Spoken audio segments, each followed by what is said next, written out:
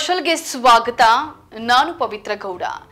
ನಿನ್ನೆಯಷ್ಟೇ ನಿಮಿಷ ಪ್ರಿಯಾರನ್ನ ಉಳಿಸೋದಕ್ಕೆ ಎಪಿ ಉಸ್ತಾದರು ಮಾಡ್ತಾ ಇರೋ ಪ್ರಯತ್ನದ ಬಗ್ಗೆ ಒಂದು ವಿಡಿಯೋ ಮಾಡಿ ಮಾಹಿತಿಯನ್ನ ಕೊಟ್ಟಿದ್ದೆ.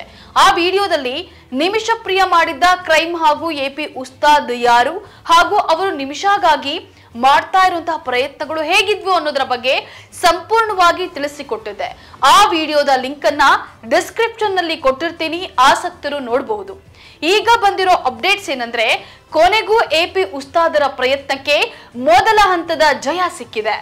ನಾಳೆ ಗಲ್ಲಿಗೇರಬೇಕಾಗಿದ್ದ ನಿಮಿಷ ಪ್ರಿಯಾಳ ಶಿಕ್ಷೆಯನ್ನ ಮುಂದೂಡಲಾಗಿದೆ. ಈ ಬಗ್ಗೆ ಕ್ವಿಕ್ ಆಗಿ ನೋಡ್ತಾ ಹೋಗೋಣ. ಆದ್ರೆ ಅದಕ್ಕೂ ಮೊದಲು ನೀವಿನ್ನು ನಮ್ಮ ಚಾನೆಲ್ ಅನ್ನ ಸಬ್ಸ್ಕ್ರೈಬ್ ಮಾಡಿಲ್ಲ ಅಂದ್ರೆ ಈ ಕೂಡಲೇ ಸಬ್ಸ್ಕ್ರೈಬ್ ಮಾಡಿ, ಈ ವಿಡಿಯೋವನ್ನ ಕೊನೆ ತನಕ ಮಿಸ್ ಮಾಡದೆ ನೋಡಿ.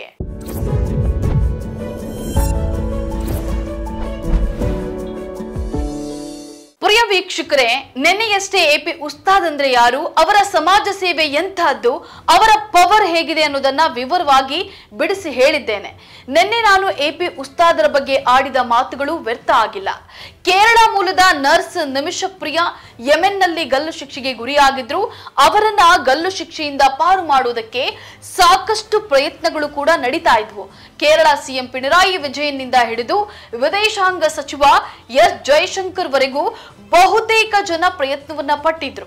ನಿನ್ನೆಯಷ್ಟೇ ನಾನು ಒಂದು ರಿಪೋರ್ಟ್ ನೋಡಿದ್ದೆ. ಇನ್ನು ನಿಮಿಷ ಪ್ರಿಯಾರನ್ನ ಉಳಿಸೋದಕ್ಕೆ ನಮ್ಮಿಂದ ಆಗಲ್ಲ ಅಂತ ಕೇಂದ್ರ ಸರ್ಕಾರ ಹೇಳಿತ್ತು. ಈಗ ನೋಡಿದ್ರೆ ನಿಮಿಷ ಪ್ರಿಯಾರನ್ನ ಉಳಿಸೋ ಕೆಲಸದಲ್ಲಿ ಮೊದಲ ಜಯ ಸಿಕ್ಕಿದೆ. ಆ ಜಯ ಸಿಕ್ಕಿದ್ದು ಕೇಂದ್ರ ಸರ್ಕಾರದಿಂದಲ್ಲ, ಆ ಜಯ ಸಿಕ್ಕಿದ್ದು ಎಪಿ ಉಸ್ತಾದ್ ಅನ್ನೋ ಮನುಷ್ಯತ್ವ ಪ್ರೇಮಿಯಿಂದ. ಎಸ್, ಕೇಂದ್ರ ಸರ್ಕಾರ ಸಹ ನಮ್ಮಿಂದಾಗಲ್ಲ ಅಂತ ಕೈಕಟ್ಟು ಕೂತ್ಕೊಂಡಾಗ ಅಖಾಡಕ್ಕಿಳಿದಿದ್ದು ಗ್ರ್ಯಾಂಡ್ ಮುಫ್ತಿ ಎಪಿ ಉಸ್ತಾದ್. ಮಧ್ಯಪ್ರಾಚ್ಯದ ಅರಬ್ ರಾಷ್ಟ್ರಗಳೊಂದಿಗೆ ಉತ್ತಮ ಸಂಬಂಧ ಹೊಂದಿರೋ ಎಪಿ ಉಸ್ತಾದರು ನೇರವಾಗಿ ಯಮನ್ ದೇಶದ ಧಾರ್ಮಿಕ ಮುಖಂಡರುಗಳ ಜೊತೆಗೆ ಮಾತನಾಡಿದ್ರು.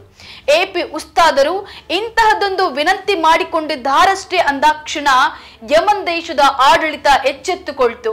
ಭಾರತದ ಪ್ರಜೆಯನ್ನ ನೇಣಿಗೆ ಹಾಕೋ ಮುನ್ನ 100 ಬಾರಿ ಯೋಚನೆ ಮಾಡ್ತು. ಈಗ ನೇಣಿಗಾಕೋ ನಿರ್ಧಾರವನ್ನ ಮುಂದಕ್ಕೆ ಹಾಕಿದೆ. ಮುಂದೆ ಏನಾಗುತ್ತೋ ಗೊತ್ತಿಲ್ಲ.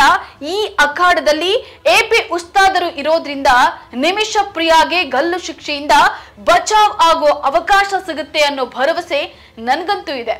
ಆದ್ರೆ ಇಲ್ಲೊಂದು ಟ್ವಿಸ್ಟ್ ಇದೆ.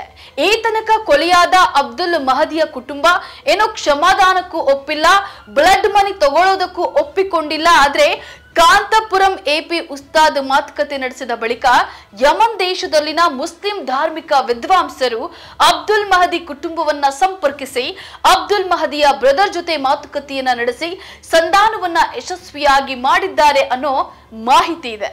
ಒಟ್ನಲ್ಲಿ ಗ್ರ್ಯಾಂಡ್ ಮುಫ್ತಿಯಾಗಿರೋ ಎಪಿ ಉಸ್ತಾದರ ದೊಡ್ಡ ಗುಣದಿಂದ ಒಬ್ಬ ಭಾರತೀಯಳ ಜೀವ ಉಳಿಯೋ ಭರವಸೆ ಮೂಡಿದೆ.